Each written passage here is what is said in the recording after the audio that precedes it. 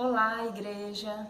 Nós vamos cantar uma música que é bem conhecida da nossa igreja, composição do nosso irmão Cícero, que diz: Eu nasci para te adorar. Louve a Deus de todo o seu coração. Se você não conhece, medite na letra dessa música e entregue seu coração a Deus, com o intuito de ser um verdadeiro adorador.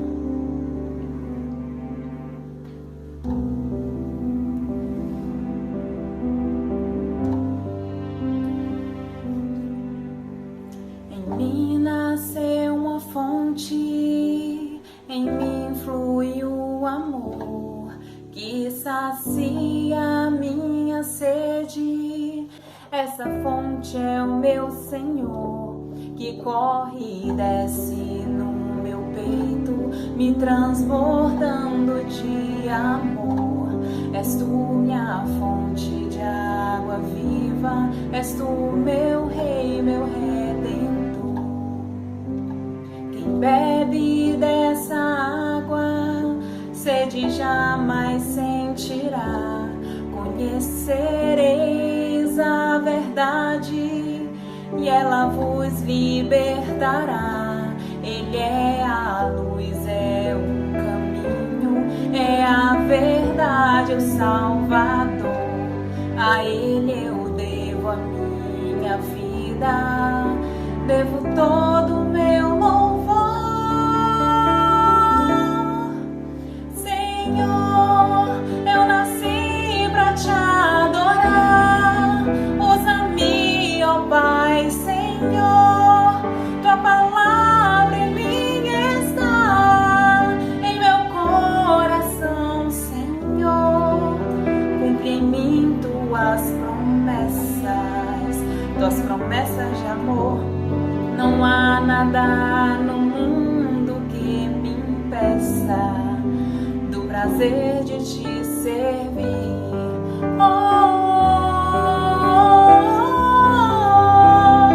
Digno de louvor,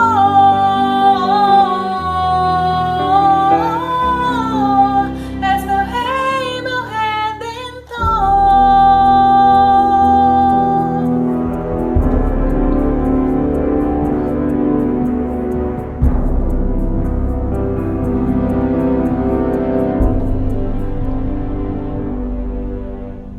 Em mim nasceu uma fonte, em mim flui o amor que sacia minha sede.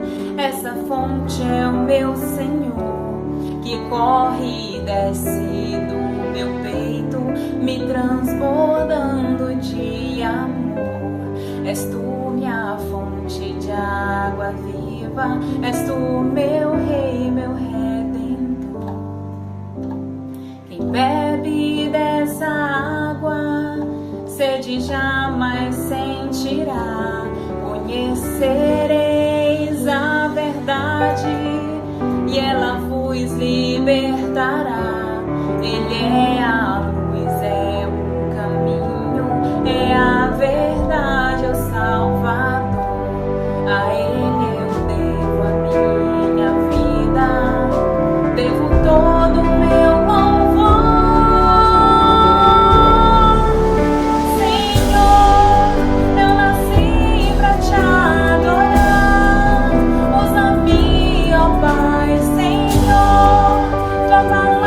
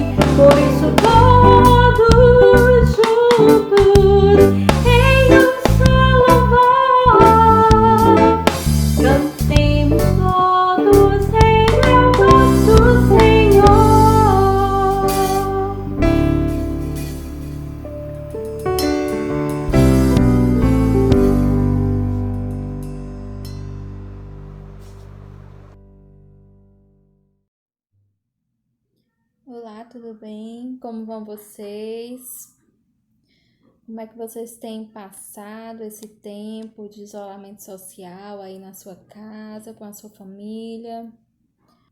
Nós aqui do Clube Farol, da Igreja Batista Boa Vista, estamos com saudades dos nossos encontros aos domingos, tanto lá no Clube Farol como no culto à noite, né? Tem sido tempos difíceis, tempos em que estamos enfrentando esse vírus, né? Tempos que precisamos nos isolar socialmente um do outro, tempos que temos que ficar em casa, tanto para nos guardar como para guardar as pessoas que a gente ama. Tempo, né, que temos passado não somente aqui, Fortaleza, no nosso estado, Ceará, mas algo que tem passado em todo o mundo, né? Em outros países. Tem sido bem difícil, né? Porque muitas vidas estão sendo ceifadas, né? Por conta desse vírus. Tem um versículo que eu gosto muito, que está lá em Josué, no livro de Josué, capítulo 1, versículo 6, parte A, e diz assim: Esforça-te e tem bom ânimo. O que é que Deus está nos dizendo aqui? No mundo, nós passamos por provações, né? E o coronavírus é mais uma provação que temos passado. Então, sei que muitas pessoas têm passado por dificuldade, porque essa pandemia, ela não traz apenas dificuldade na saúde, falta de leito, né, falta de remédio, não é só isso, mas afeta outros setores, como a economia, né, como a educação, as escolas todas fechadas, né, mas lá em Josué, Deus nos diz que nós temos que ter ânimo para enfrentar essa situação. Tem um versículo também lá no livro de Josué, só que é o versículo 9 do mesmo capítulo, que diz assim: Não fui eu que ordenei a vocês? Sejam fortes, corajosos. Não se apavore, nem desanime, pois o Senhor Deus estará com você, por onde você andar. O que o Senhor está nos dizendo aqui é que Ele está cuidando da gente, que Ele está cuidando da nossa família, da nossa igreja, da nossa saúde, né? Que apesar da dificuldade que estamos passando, da aprovação, Ele está no controle de todas as coisas. Ele está no controle das nossas vidas. E Ele também está sempre pronto a ouvir as nossas orações, nossas súplicas, nosso clamor, ou até mesmo o nosso agradecimento. Ele está sempre pronto a nos ouvir. Sei que pela situação que estamos passando hoje, acaba que a gente gera medo, gera angústia, gera insegurança, né? Mas lá no versículo que a gente acabou de ler, de Josué 9, né?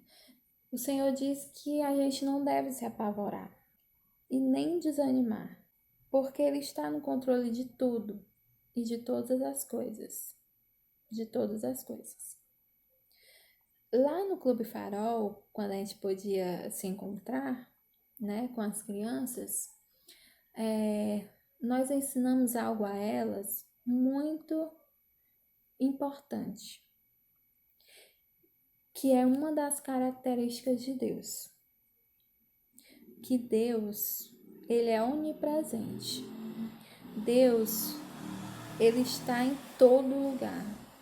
Assim como enfrentamos essa pandemia aqui em Fortaleza, né? Deus está aqui conosco. Assim como outras pessoas enfrentam em outros lugares, seja na Itália, onde também morreram muitas pessoas, ou seja nos Estados Unidos, ou até mesmo lá na China, Ele está lá, porque Ele está em todo lugar. Aprendemos também no Clube Farol a falar com Deus, a conversar com Deus, através da oração, né? Aprendemos a meditar na Sua palavra, a amar ao nosso próximo, aprendemos a respeitar nossos pais, né? Aprendemos que também Jesus ele é o único caminho que nos leva até o Pai. Aprendemos a buscar a Deus em todas as situações, não somente nas alegrias, né? Mas na dificuldade, na angústia, né? Ensinamos às crianças que temos o livre acesso ao Pai, a Deus. Tem um versículo lá em Provérbios, capítulo 22, versículo 6, que diz o seguinte: ensina a criança no caminho em que ela deve andar, e ainda quando for velho, não se desviará dele. O Senhor está querendo nos dizer aqui, para mim, para você, mamãe, papai, vovó, titia, que nós temos que ensinar os nossos pequeninos o caminho do Senhor, né? Que nós temos que buscá-lo, temos que incentivá-los a buscar, né? A permanecer no caminho de Deus. Temos que ensiná-los a colocar em prática o que eles têm aprendido, seja no Clube Farol ou seja dentro de casa, né? E algo muito interessante que eles poderiam estar praticando aí em casa, junto com vocês, já que no momento não podemos nos encontrar por enquanto, é relembrar tudo o que eles já vivenciaram lá no Clube Farol com a gente, né? Relembrar uma história que o tio Tiago tenha contado na sala de história, que chamou a atenção deles. Relembrar alguma atividade feita em sala com a tia Vanessa, que eles tenham gostado, tenham achado interessante. Ou até mesmo relembrar alguma brincadeira que eles fizeram na sala com o tio Marquinhos, né? Algo que tenha feito eles suar, cansar, né? Porque criança gosta de brincar, né? Então são momentos que vocês podem estar dividindo com eles, partilhando com eles, vivenciando com eles, né? Relembrando momentos vividos no Clube Farol ou até mesmo aí em casa, certo? O importante é saber que nós, como pais, como mãe, podemos participar desses momentos também, juntos, em família, cada um na sua casa, aprendendo mais de Deus, orando ao Senhor numa só voz, buscando e confiando que Deus ele está no controle, que Deus está nos ajudando, está conosco em todos os momentos, seja na alegria, na tristeza, Deus está conosco. Não podemos estar hoje nos encontrando no Clube Farol, mas é importante que os pais, que a família estejam incentivando as crianças a orar, estejam incentivando a meditar na palavra de Deus, estejam incentivando as crianças a amar o seu próximo, né? A ajudar. Infelizmente não podemos estar juntos, passando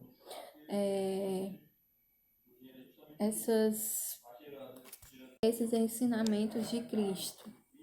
Mas como pai e mãe, nós somos incentivadores dos nossos filhos. Podemos incentivá-los a não esquecer tudo aquilo que eles aprenderam quando estavam lá no Clube Farol, quando estavam lá na igreja, né? Então é importante, muito importante, relembrarmos esses momentos preciosos de Cristo, onde aprendemos sobre a sua palavra, certo? Então vamos orar nesse momento, agradecer a Deus pela sua providência, pelo pão de cada dia, para que Ele esteja no controle de todas as coisas, que Ele possa estar nos abençoando. Bom, vamos orar? Senhor Deus, eu te agradeço, Pai, porque Tu tens estado conosco, Senhor Jesus, em todos os momentos. Obrigada, Senhor Jesus, por podermos estar falando contigo. Obrigada pelo livre acesso, Pai, que temos contigo, Senhor. Eu venho te entregar cada família dessas crianças do Clube Farol nas tuas mãos. Venho te entregar o bairro da Boa Vista, Senhor Jesus, nas tuas mãos. Que o Senhor possa estar fortalecendo cada um, Pai. Que o Senhor possa estar no controle de todas as coisas. Que o Senhor possa estar abençoando cada família. Que o Senhor possa estar sendo a providência, Senhor Jesus, de cada um. Venha confortar, Senhor Jesus, os nossos corações. Venha nos dar paz, venha nos dar ânimo, coragem para enfrentarmos essa situação, Deus. E que muito em breve, Senhor Jesus, nós possamos nos reencontrar e podemos dar aquele abraço e agradecer a Ti, Senhor Jesus, por essa provação que passou, Pai. É o que eu venho te pedir em nome de Jesus. Amém. Amém. Obrigada por vocês terem me escutado. Que Deus vos abençoe. Continuaremos em oração e até breve. Tchau.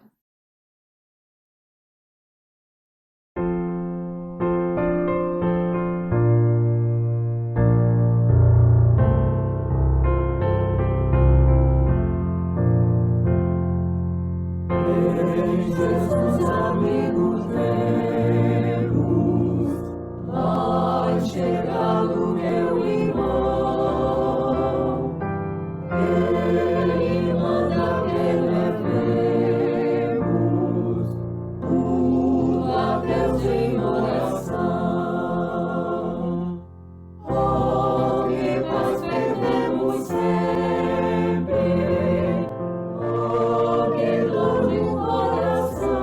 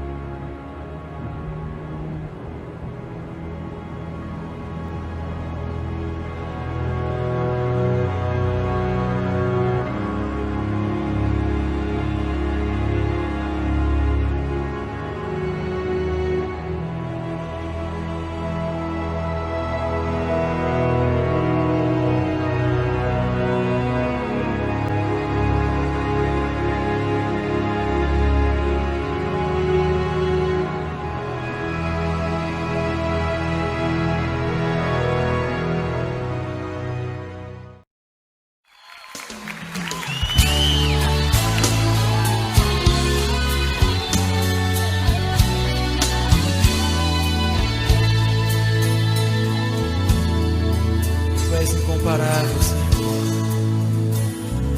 Aleluia. Tu não habitas em tendas, nem em templos feitos por mãos. Eterno, perfeito, princípio e fim, acima das religiões. Não há nada no céu, na terra ou no mar, semelhante a ti, Senhor. Tua imagem está revelada em nós, expressando teu amor. Incomparável. Essa expressão de incomparabilidade, onde Deus habita. Para poder começarmos a meditar sobre isso, precisamos primeiro pensar um pouquinho sobre religião. Mas antes de tudo, boa noite, Igreja Batista de Boa Vista.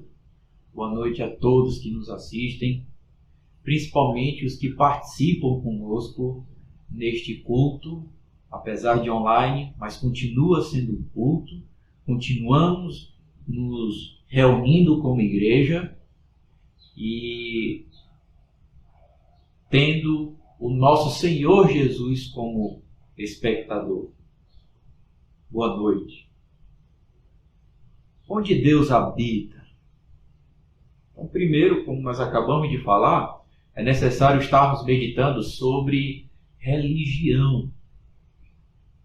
Se você parar a pensar um pouquinho, você vai entender da importância disso. Para entender onde Deus habita. Até porque, praticamente, todas as religiões querem deter um Deus numa habitação até escolhida por eles.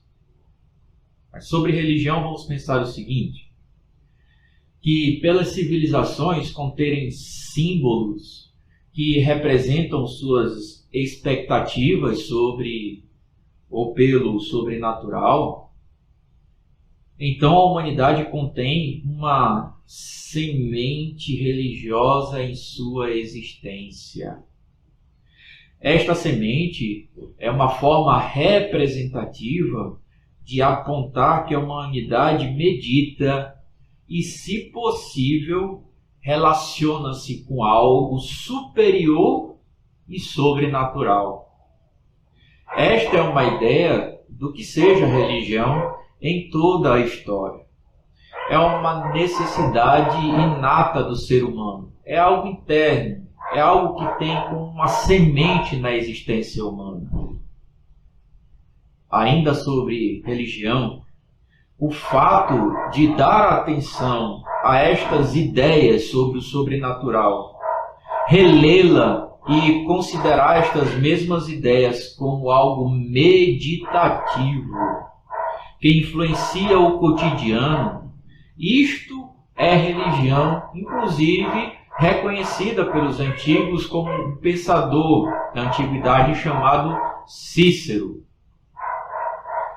Para outros dois pensadores, que são Lactâncio e Agostinho, o termo religião significa obrigação. Mas calma, Miguel Lucas ele nos dá uma ideia do que seja essa obrigação em Agostinho. Quanto a esse termo obrigação, Miguel Lucas, falando sobre educação religiosa, como ensinar, ele diz o seguinte, citando Agostinho: ainda que a obrigação de ensinar seja consequência do amor aos demais, a obrigação de continuar aprendendo cada dia é consequência do amor à verdade. Isso Miguel está citando Agostinho no trecho sobre questões de Dúcio. Com isto, as civilizações, em seus símbolos religiosos, têm se empenhado nessas reflexões. mesmo entre afirmações ou até reafirmações, entre negações. Isto tem sido sempre presente em variadas expressões culturais, mesmo com frequências diferentes, frequências que eu falo aqui em relação ao tempo, tempos diferentes. Uns têm um dia específico, outro tem apenas um período, outro tem um mês, outros são em todos os momentos, e potências diferentes. Em algumas civilizações essa ideia de religião tem diminuído, mas ainda existe, mas com o tempo se fortalece, tem se fortalecido, isso também tem se apresentado. Então, de forma variável, a ideia da religião sempre está presente na história, em todas as civilizações. Qual é a visão de Paulo quanto à religião e à prática da fé? Nós vimos um pouco sobre religião, entendendo sobre o que é religião. Vamos ver um pouquinho sobre a visão de Paulo quanto à religião e à prática da fé. Preste atenção no seguinte: fundamentalismos, conservadorismos, tradicionalismos e tudo aquilo que seja ou aproxime-se do severo, como a ala radical do farisaísmo nos tempos de Paulo, é um erro de justiça, é um erro de prática da fé, é um erro do que se conceitua, do que se vê, se delineia como sendo justo. É um erro da prática de bons princípios absorvidos. Um exemplo disso está lá em Atos capítulo 26, versículo 5. Atos 26, versículo 5. E aí nós vamos ler, aliás, o versículo 5, 9, 10 e 11. Diz o seguinte: Atos 26, versículo 5. Aí a gente vai pular para o versículo 9, vamos ler até o 11. Olha lá, versículo 5 de Atos 26. Pois, na verdade, eu era conhecido deles desde o princípio, fala com relação aos judeus, se assim o quiserem testemunhar, porque vivi fariseu, conforme a seita mais severa de nossa religião. Dos versículos 9 até o 6. Como era essa severidade? Ele dá um exemplo aqui. Versículos 9 até o 11. Na verdade, a mim me parecia que muitas coisas devia eu praticar contra o nome de Jesus, o Nazareno. Nós sabemos que os judeus não criam em Jesus e perseguiam isso. E achavam correto religiosamente. Mas era movido por inveja, era movido por hipocrisia e outras coisas. Assim, diz o versículo 10, e assim procedia em Jerusalém, havendo eu recebido autorização dos principais sacerdotes, encerrei muito dos santos nas prisões, e contra estes dava o meu voto quando os matavam.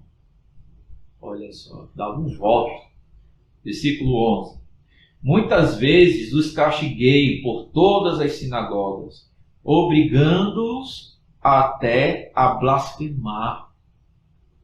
E demasiadamente enfurecido contra eles, mesmo por cidades estranhas, os perseguiam. Olha essa severidade como ocorria, isto em nome de Deus. Isso era o fundamentalismo, isso era o conservadorismo, isso era o tradicionalismo do farisaísmo. Isto é muito perigoso, é um erro de prática dos bons princípios da justiça. A prática religiosa severa é quando os princípios de uma religião são aplicados de forma meticulosa, de uma forma detalhada, de uma forma exata. Porém, o problema da religião é quando tal severidade é aplicada pela interpretação, pelo exclusivo juízo dos princípios humanos. E muitas vezes eles chamam isso de entendimento de Deus, manifestação de Deus, revelação de Deus, e acaba sendo extremamente severos. Torturas, pena de mortes, e etc. Disciplinas, humilhações. Aqui, os princípios de Deus, a aplicação de Deus, a interpretação de Deus não é entendida pelo ser humano.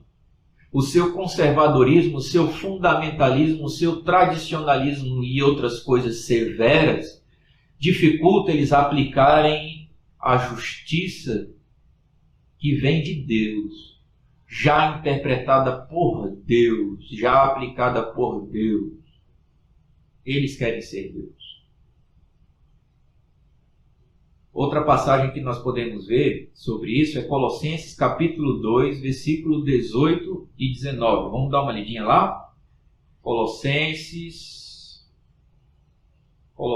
capítulo 2, versículos 18 e 19. Olha o conselho que é dado com relação a isto aqui.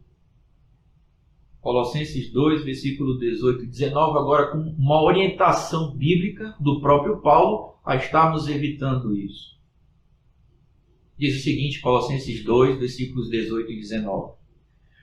Ninguém se faça árbitro contra vós outros, pretexteando humildade e culto dos anjos, baseando-se em visões, enfatuado, sem motivo algum na sua mente carnal. E não retendo, versículo 19, eu quero enfatizar, e não retendo a cabeça, do qual todo o corpo, suprido e bem vinculado por suas juntas e ligamentos, cresce o crescimento que procede de Deus. Ninguém nos julgue, que ninguém julgue o cristão através da falsa humildade, através de culto aos anjos. É aquelas revelações profetadas que vêm do próprio cristianismo e de fora do cristianismo também, enfatuando sem motivo algum coisas da mente carnal para poder julgar o outro. É até uma ideia de sobrepor ao outro, utilizando dessas, como é que nós podemos chamar, chantagens emocionais, carências e outras coisas. Mas também que não façamos isso diante do outro. Porque, versículo 19, como nós lemos, não estaremos, ou os outros não estarão retendo a cabeça, o qual todo o corpo é a igreja, é Cristo. Nós somos o corpo de Cristo. Suprido e bem vinculado por suas juntas e ligamentos, cresce o crescimento que procede de Deus. Tem que proceder de Deus e não dos homens tais coisas. Nós temos fontes para isso. Aliás, todo domingo nós temos lido a fonte sobre isso, a fonte documental, escrita e aceitável sobre isso. Onde Deus habita? A semente religiosa tem atraído a humanidade neste encontro com Deus em sua morada. E para os judeus e cristãos, por exemplo, assim como outras expressões religiosas, Deus é Pai. Depois você confere lá Êxodo 4, 22. Deus tem morada, um versículo muito conhecido por nós, que é João 14, 2. Deus tem adeptos que são chamados de filhos, são chamados de ovelhas.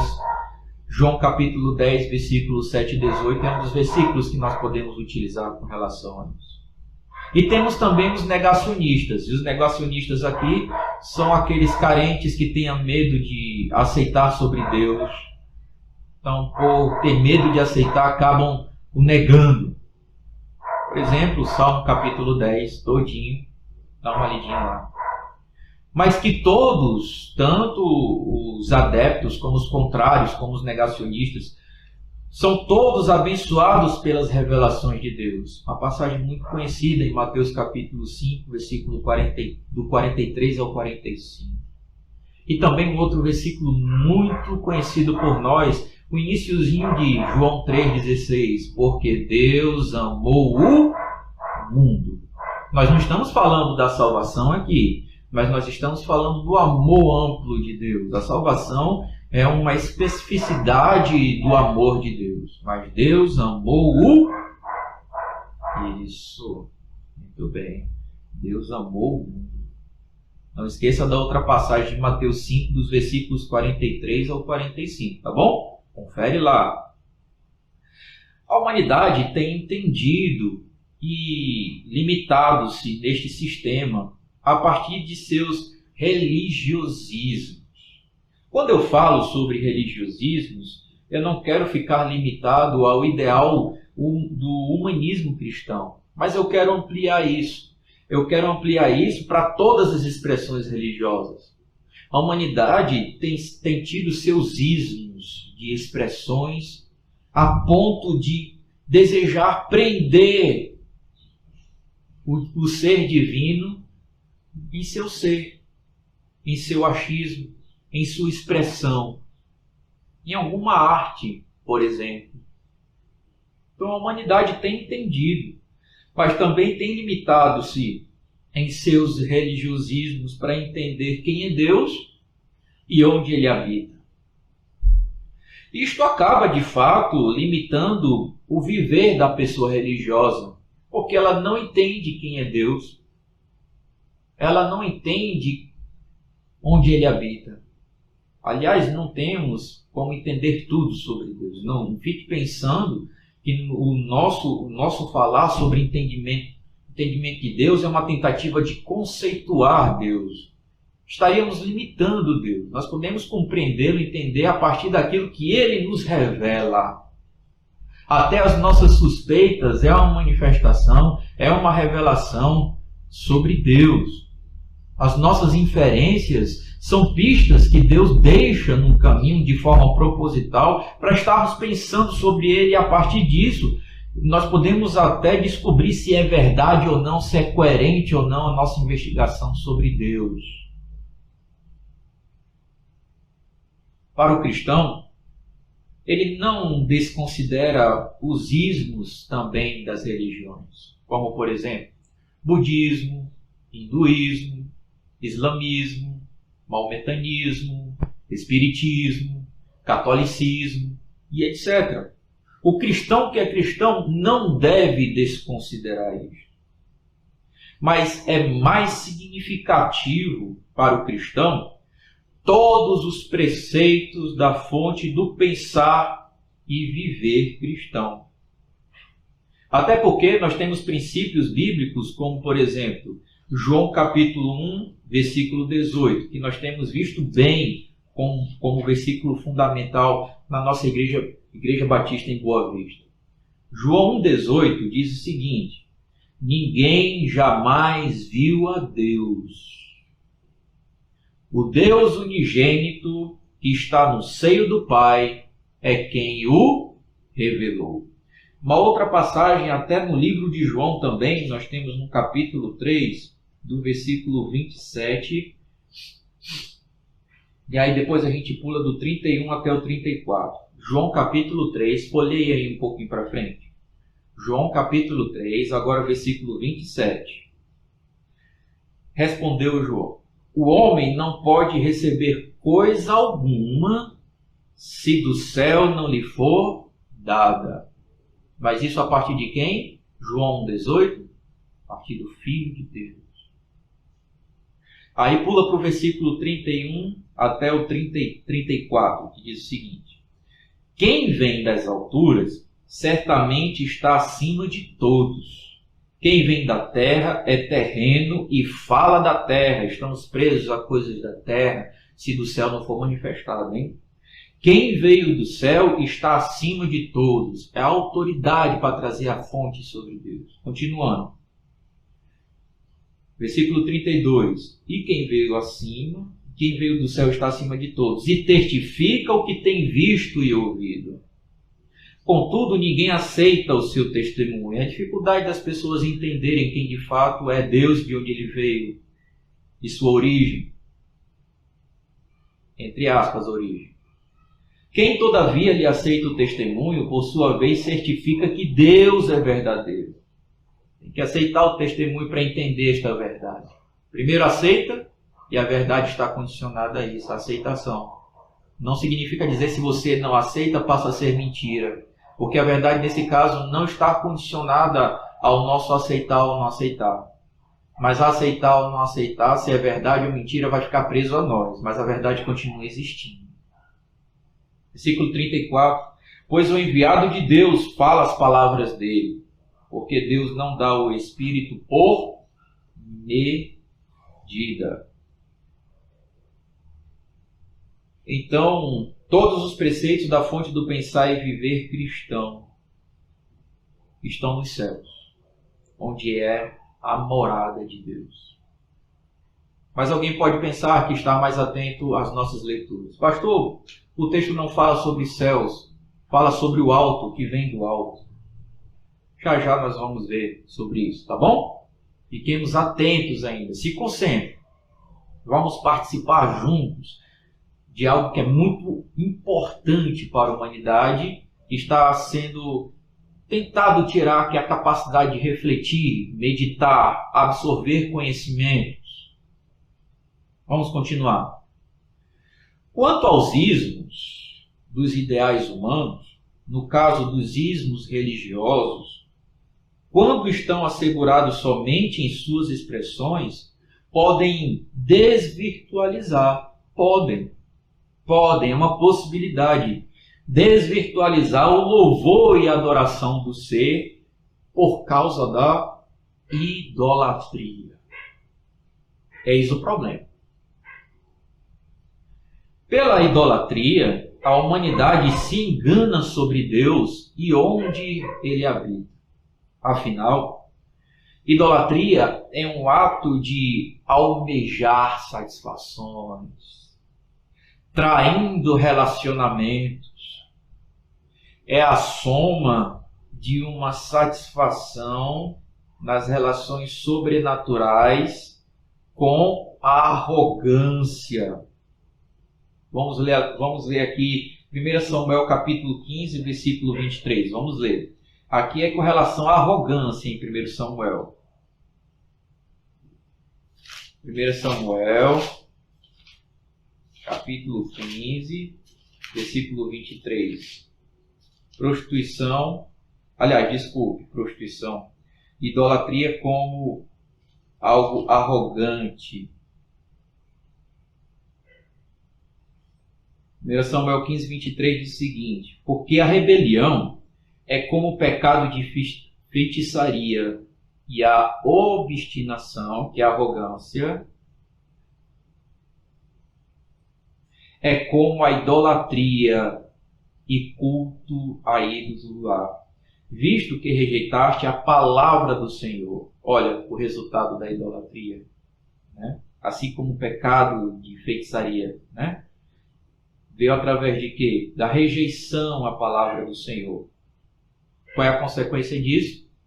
Ele também te rejeitou, para que não sejas rei, para que não tenha domínio sobre as coisas de forma indevida. A segunda passagem que fala sobre cobiça, por quê? Porque nós estamos falando que a idolatria também é a soma da arrogância e a cobiça como satisfação das relações, né? Agora nós vamos lá para a cobiça, nós vamos ver isso em Colossenses capítulo 3, versículo 5.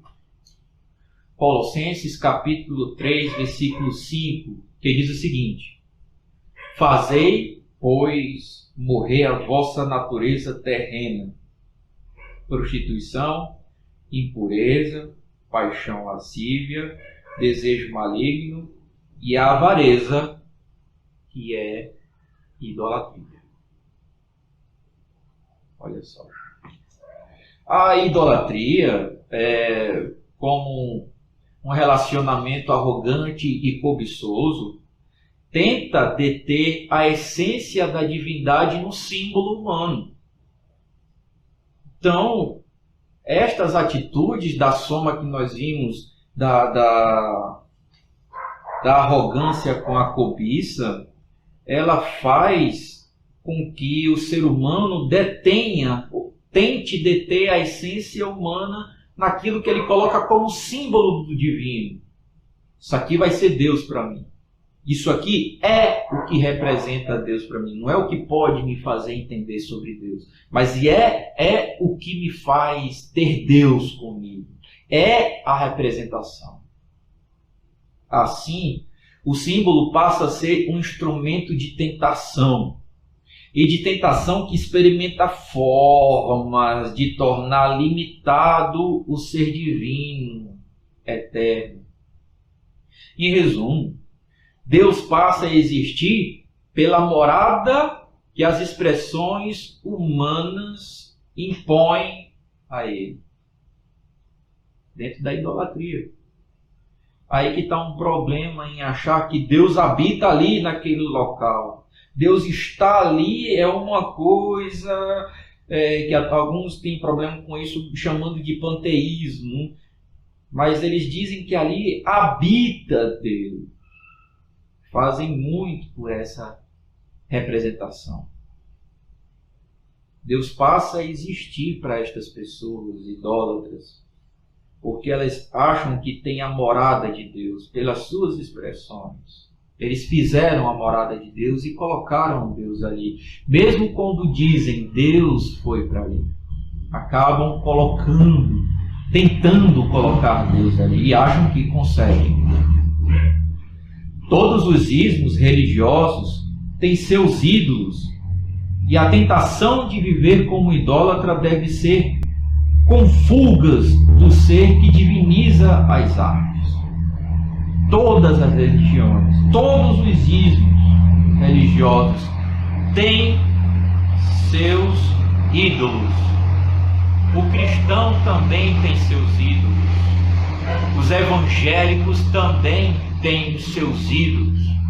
Assim como os batistas também têm os seus ídolos. Isso é um problema.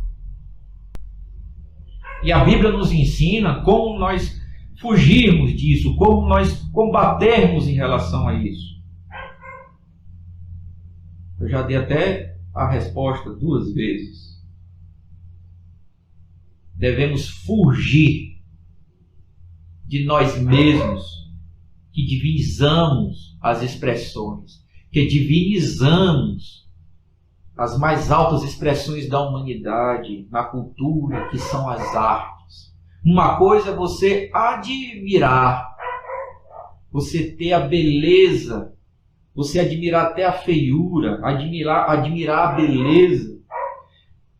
Outra coisa é você divinizar esta mesma expressão do interior humano, a arte. Deve fugir do ser que transforma símbolos em cativeiro de Deus. Não fugir da pessoa, mas fugir da tentação de querer limitar Deus pelas nossas expressões. Vamos ver aqui 1 Coríntios capítulo 10, versículo 13 e 14. Olha o que diz aqui. 1 Coríntios, primeira Epístola aos Coríntios,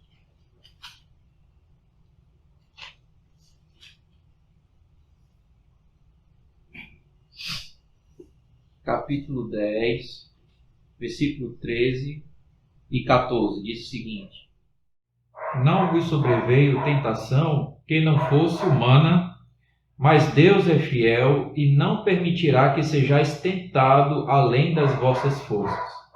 Pelo contrário, juntamente com a tentação vos proverá livramento, de sorte que possais suportar. Portanto, meus amados, fugi da idolatria. Diante disto, uma coisa é Deus se limitar a algo ou alguém, em algo ou em alguém. E outra coisa é a humanidade limitar Deus às suas expressões, sem a própria vontade e permissão de Deus. Uma coisa é Deus se fazer morada, estar em algum lugar. Outra coisa é o ser humano impor aquele local como um desejo, como algo até ingênuo, como morada de Deus. Isso pela arte acontece muito, até mesmo nas músicas, somente em nossos dias, né? É por isso que Deus não habita em templos feitos por mãos humanas e nem de serviços humanos para morar em algum lugar. A passagem de Atos 17, 24, que não foi citada no início da pregação, é a nossa passagem texto de hoje, é o nosso texto base de hoje. Deus não habita em lugar algum no sentido de residência.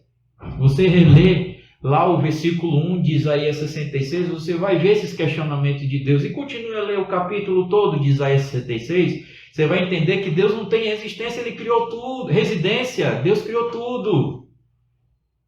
Esse sentido de habitação, Deus não tem necessidade de habitação. Mas Ele tem um local, que ele tem uma morada especial, que é no céu. E, contudo, um referencial de morada como habitar de Deus foi manifesta por Ele mesmo, a saber, o céu. Não esqueça de ler Isaías 66:1.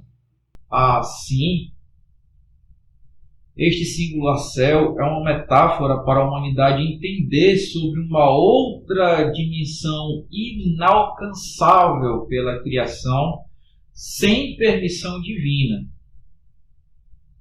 Então, esse céu que é falado em Isaías 66:1 não é o céu, o firmamento de forma direta, mas é algo que é inalcançável, é superior ao ser humano, que não tem acesso a não ser que seja pela vontade, permissão de Deus, pelo chamado de Deus, pela inclusão de Deus neste local.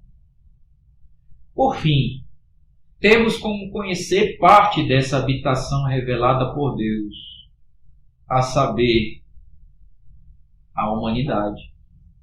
E a humanidade que crê. Olha só como é interessante.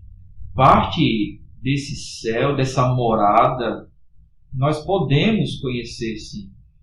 Nós sabemos o local dela porque está escrito na Bíblia. O que, aliás, Jesus orou sobre, nos deu uma pista sobre isso lá em João 17, na oração sacerdotal, sobre esta morada. Olha aí, Hebreus capítulo 3, versículo 6, diz o seguinte: Cristo, porém, como Filho em sua casa, a qual casa somos nós, se guardarmos firme até o fim a ousadia e a exultação da esperança. Vamos ler a partir do versículo 4, Hebreus 3, do 4 ao 6. Vamos lá. Pois toda casa é estabelecida por alguém, mas aquele que estabeleceu todas as coisas é Deus. E Moisés era fiel em toda a casa de Deus como servo, para testemunho das coisas que haviam de ser manifestadas. Olha o versículo que acabamos de ler. Cristo, porém, como Filho em sua casa, a qual casa somos nós, se guardarmos firme até ao fim, a ousadia e a exultação da esperança. Onde Deus habita? Se considerarmos uma habitação no sentido de residência, não existe. Mas se considerarmos a habitação de onde Deus está, uma habitação onde Ele faz o bem, de uma habitação, de um lugar de relacionamentos, um local onde todos os trabalhos concentram lucro, crescimento, satisfação, alegria, a Bíblia deixou bem claro que Deus habita num lugar chamado céu. E parte desse céu está onde? Dentro de você, que é filho de Deus. Dentro de você que crê em Deus. dentro dos preceitos, claro, manifesto pelo Senhor em todas as Escrituras, e o Senhor que é revelado como Cristo Jesus, o único Filho a quem foi quem o revelou. É o único Filho e foi quem o revelou. Está dentro da habitação de Deus, dentro de todo aquele que crê. Então você, nesse momento de pandemia, não está só. Você é ouvido, sim, pelo seu Pai. O meu Pai me escuta. Ele habita em mim. Seu Pai lhe escuta. Ele habita em você. Esta é a morada de Deus. Nós temos aí parte da morada de Deus. Senhor Deus, nosso Pai, te agradecemos por esta palavra que nos trouxe conforto, nos fazendo entender que não estamos sós, somos constantemente cuidados por quem nos dá sempre segurança. Mesmo na aflição, mesmo na doença, mesmo na angústia, mesmo quando aparentamos estar sozinhos, o Senhor sempre está presente. E em nome de Jesus, somos muito pequenos, muito limitados, mas o Senhor mora em todo aquele que crê. Isso nos faz bem quando passamos a entender de fato a importância disso. Não precisamos, ó Deus, chamar de Deus as nossas expressões, mas precisamos entender onde o Senhor se manifesta para nos conduzir a entendermos as revelações da Tua glória. E aqui o Senhor fez para conosco, nos ensinando, ó Deus, que o Senhor faz habitação em nós. Por isso, cuida de nossas vidas sempre. E sempre nós podemos orar ao Senhor, não nos sentindo nunca como órfãos. É assim que nós oramos. Em nome de Jesus. Amém. Que Deus nos abençoe em mais uma semana.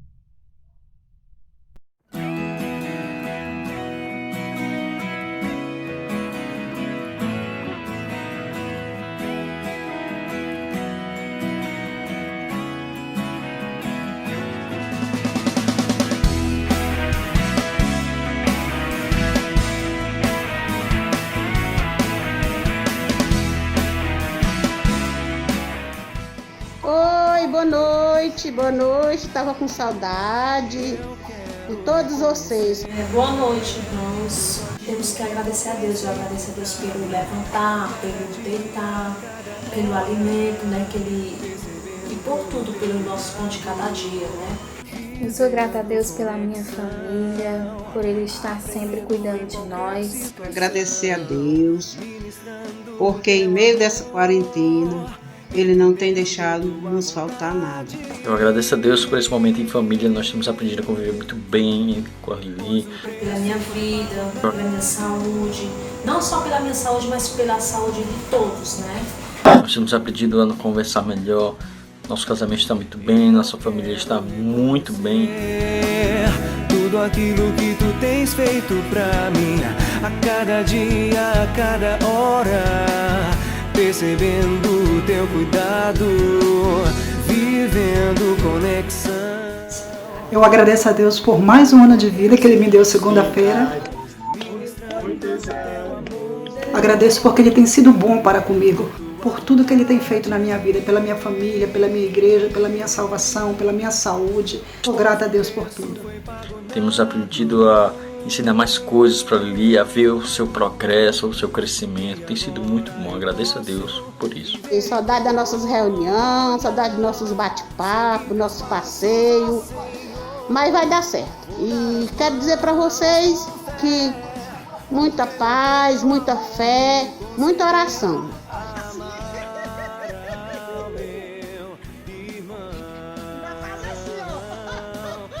Amar ao meu irmão. É que a gente tem que ter fé só em Jesus, botar todas nossas vidas na mão deles. Sem Deus na minha vida, não sou nada. Por mais dificuldades que a gente passa, problemas, mas a gente tem que agradecer a Deus. Graças a Deus. Sou grata pelo seu imenso amor sobre as nossas vidas. Bom é render graças ao Senhor e louvar o seu santo nome. Sou grata a Deus por tudo. Aprendendo em qualquer situação, ministrando o teu amor, entendendo tua vontade. Pois o preço foi pago na cruz. E agora eu posso viver em comunhão, seguir teus passos, ó Senhor. Muito obrigada, irmão. Boa noite. Abraço para todos. Me concedeu amar a